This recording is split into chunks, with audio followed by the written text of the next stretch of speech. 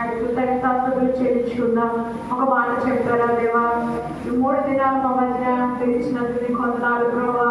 ఈ మీటింగ్స్ ద్వారా అయా మా జీవితాన్ని మేము ఎలా ఇంకా నీ వైపు పెట్టుకోవాలో, ఇంకా ఎలా మర్చించుకోవాలో, ఎలా నేను ఎదగాలో, ఎలా నేను బయటలు కలిగి ఉండాలో మాకు నేర్పించయ్యా. వింటున్న వాక్యాలు బట్టి మా జీవితాలు మేము సరి చేసుకునే కృపను మాకు దయచేవా. నోరు తెరిచి అందరూ దేవుడికి కృతజ్ఞతాస్తుతులు చెల్లించుకుందాం. ఇది మౌనంగా ఉండే సమయం కాదమ్మా.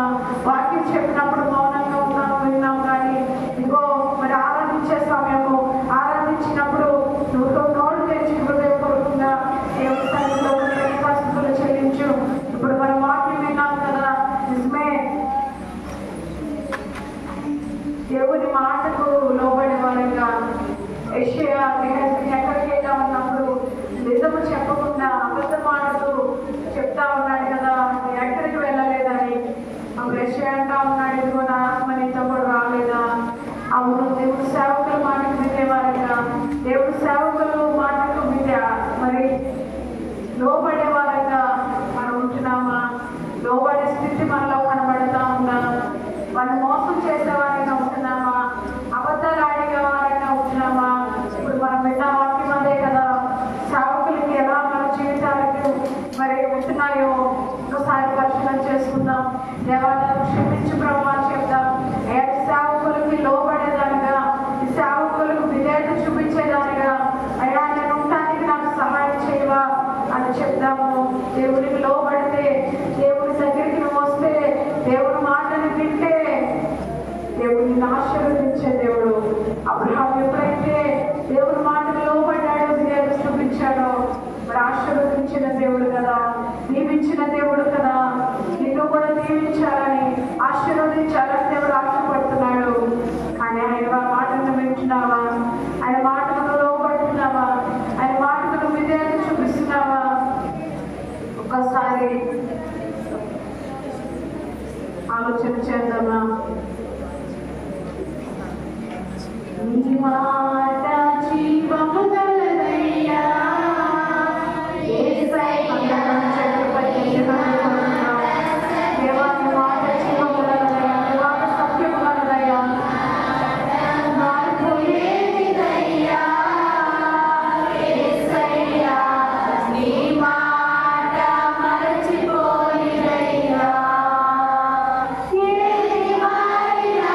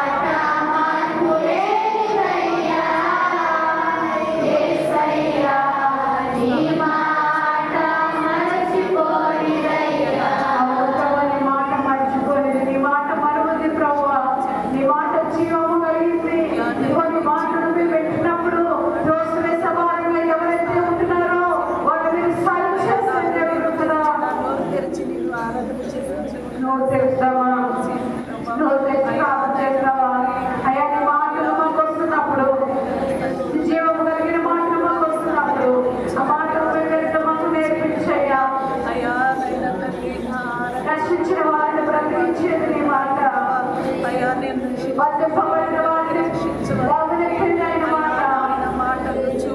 ఏ విషయంలో త్రోవ తప్పిపోయావో, ఏ విషయంలో వాటికి దూరం అయిపోయావో, ఆయన వాక్యాల ద్వారా, ఆయన మాటల ద్వారా నీకు శ్రమిస్తున్నప్పుడు, మాట్లాడుతున్నప్పుడు ఆ మాటకు లోబడే వారిగా మనం ఉంటున్నామా? ఆ మాటకు విధేయత కలిగిన వారిగా మనం ఉంటున్నామా? ఎప్పుడైతే మరి దేవునికి సేవకునికి అబద్ధపడాడో, మరి ఎంత అవసరకరముగా ప్రవర్తించాడో దాన్ని బట్టి వెంటనే శిక్ష వచ్చింది కదా. దృష్టి తనకు వచ్చిందని తనతోనే కాదు, తన బిడ్డలకే కాదు, తన తరములను దృష్టి వ్యాధితో బాధపడినట్టు మనం బైబిల్లో చూస్తా ఉన్నాం. ఆయన మాట మర్చిపోయింది, ఆయన మాట మారుస్తూ అప్పుడు ఇప్పుడు ఎప్పుడు కూడా ఆయన మాట స్థిరమైనదే. ఇప్పుడు కూడా సేవకులకి దేవుడికి అబద్ధం ఆడితే, సేవకుల్ని ప్రభు మరి దేవుడికి మోసము చేస్తే శాపం మీదకి వస్తుంది కదా. ఆ శాపం రాలేకుండా దేవుడు తన వాక్యం ద్వారా మాట్లాడుతున్నప్పుడు, తన మాటలు ఇస్తున్నప్పుడు లోపడేవాళ్ళగా మనం వచ్చినామా? దావీదు కూడా నాతాను చెప్పినప్పుడు మరి లోపడినందుకు, లోపడిన విధేయత చూపించుకున్నందుకు రాజుగా ఉన్నతమైన స్థితిలో ఉన్నాడు కదా. నువ్వు లోపడుతున్నావా? విధేయత చూపించగలుగుతున్నావా? గ్రహించగలుగుతున్నావా? ఆయన మాటలు తోసివేసే వారిగా ఉంటున్నావా? ఒక్కసారి పరిశీలన చేస్తున్నాం. 3 దినాల్లో నీ జీవితం ఎలా నువ్వు మార్చుకోవాలనుకుంటున్నావో, నీ ప్రవర్తన, నీ ఆలోచనలు, నీ తలపులు ఏవైతే నువ్వు సరిదిద్దుకోవాలనుకుంటున్నావో, దేవుడి వాక్యం ద్వారా మనతో మాట్లాడాలనుకుంటున్నాడు, నీకు సమీపంగా వాటిని గట్టిగా పట్టుకొని మనం నేర్పించు. సహాయం చేయి